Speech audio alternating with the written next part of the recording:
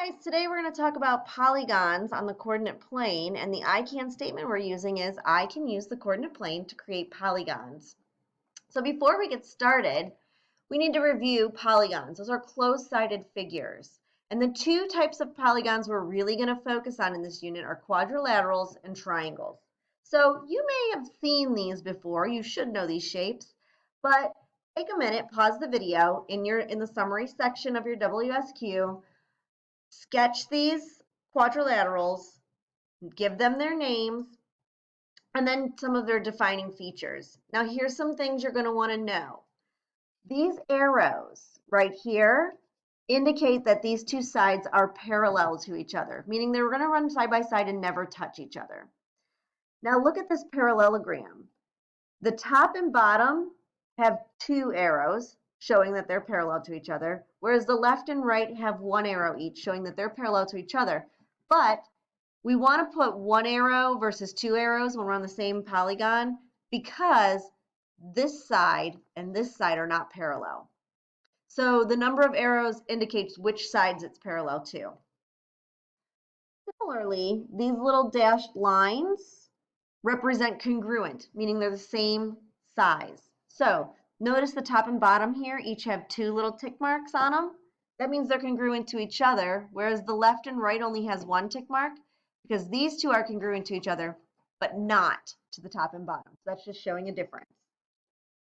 And then you should know by now that these little squares represent a right angle.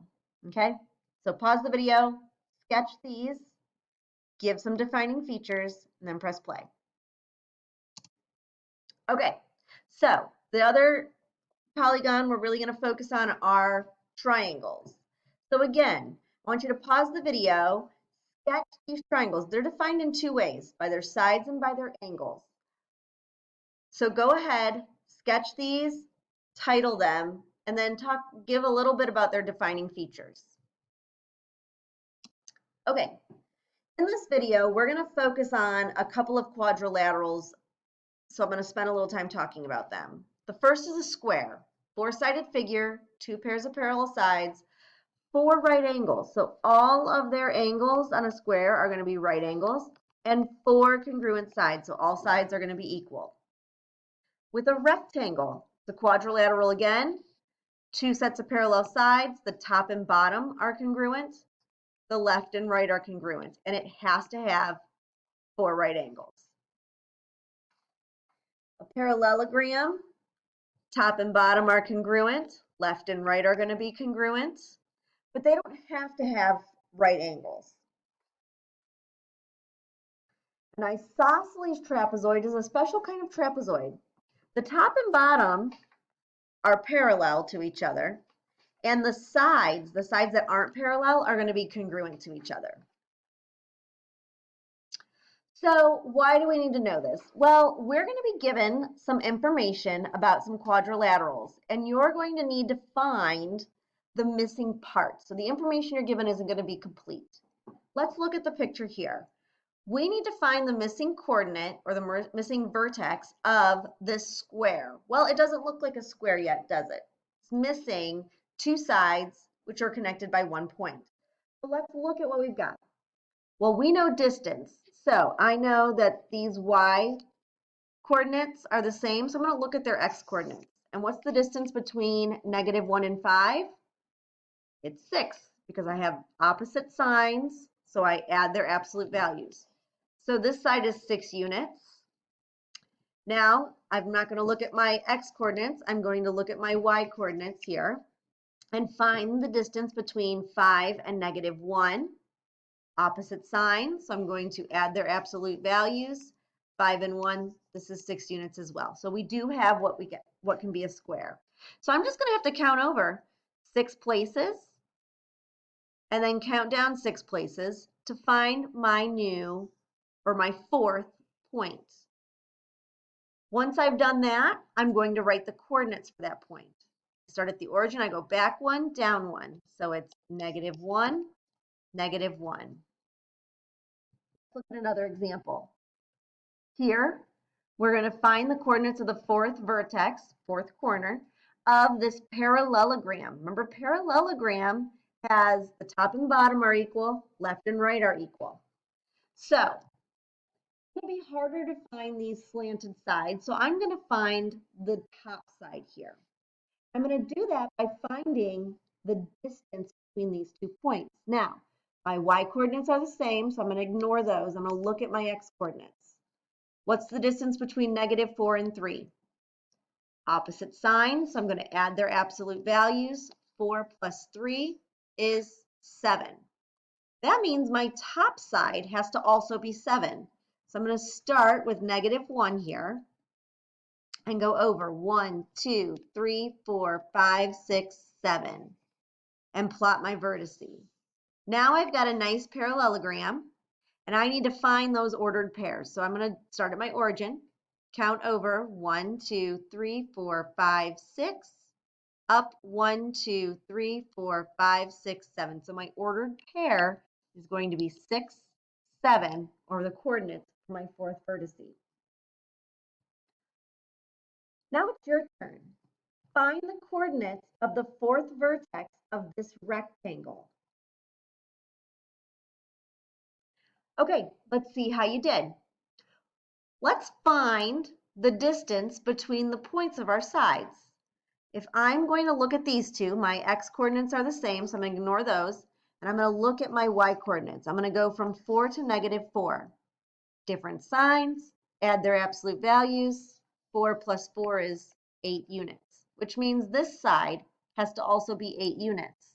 So I'm going to count up. 1, 2, 3, 4, 5, 6, 7, 8, and plot my point. Now the top and bottom, I can see, are going to be equivalent too because these parallel sides make these two the exact same distance apart. So let's find the ordered pair for this fourth vertex. All right, I'm going to start at the origin, count back, 1, 2, 3, 4, 5, 6. So -6, up 1, 2, 3, 4. The ordered pair is -6, +4. Go ahead and try this one. Pause the video, look at these 3 vertices, and find the fourth or missing vertex of this parallelogram. Okay, let's see how you did. The distance between these two, I'm not going to look at the y-coordinates because they're the exact same. Distance between -5 and 3 is going to be 8. So that means I need to count 8 over from this one. 1, 2, 3, 4, 5, 6, 7, 8. There's my parallelogram. I need to find the coordinates of this point now. So I'm going to start at my origin. 1, 2, 3, 4, 5, down 1, 2. So the coordinates are +5, -2. Okay, try this one. Find the missing coordinates for the fourth vertex of this isosceles trapezoid. Remember, top and bottom are going to be parallel. Your sides are going to be congruent. Okay, let's see how you did. Now, this one's going to be a little trickier. If the top and bottom are parallel, I know my bottom is going to go along here somewhere. I just don't know where it's going to stop. So let's look at the distance between this vertex and where this one would be if they were in line. I'm going to have to go 3 out and then down. I'm going to do the same thing here. I'm going to go 3 out and then down to my parallel line. So here's my fourth vertex. Let's find the coordinates of it. Start at the origin, go over 1, 2, 3, 4, 5, down 1. So my ordered pair is 5, -1. Here's another. Pause the video and find the ordered pair for the missing vertex in this parallelogram. Okay, let's see how we did. Parallelogram is going to have The top and bottom need to be congruent. So if I know the distance between these 2 points on the bottom, ignoring the y coordinates because they're the same, going from -6 to +1, opposite signs I need to add. This is what these 2 points are going to be 7 units apart. So my top side has to be 7 units long as well. So let's count. 1, 2, 3, 4, 5, 6, 7. Here's my parallelogram. Now let's find the ordered pair. Start at the origin. Go over 1, 2, 3, 4. Up 1, 2, 3, 4, 5, 6, 7. My ordered pair is 4, 7. You're done with this video. You can go back and watch any portion as many times as you need, but don't forget the WSQ in your notes. And have a great day.